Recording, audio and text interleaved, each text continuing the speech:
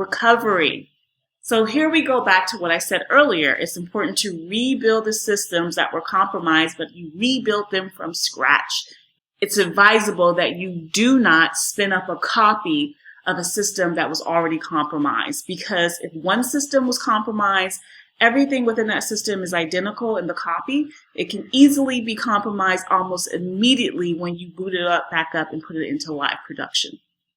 That's why it's always good to just go ahead and start from scratch and create a new system, email, network. So the questions in this area to ask is there a testing process in place? Because once you build something from scratch, you have to test it and make sure that it works.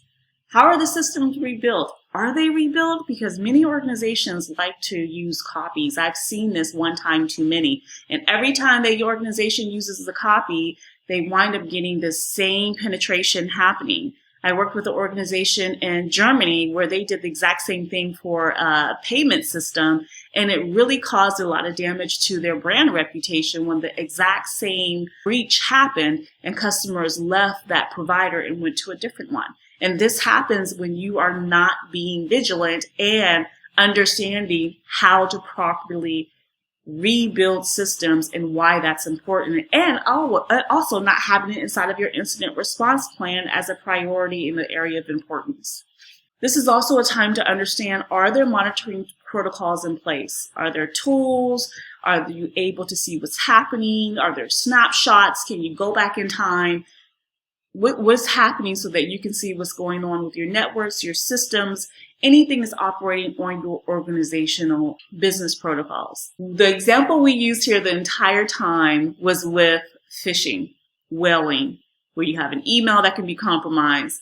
So when we talk about recovery, for the example with the CFO, the threat has been neutralized, all affected email accounts and passwords reset with MFA.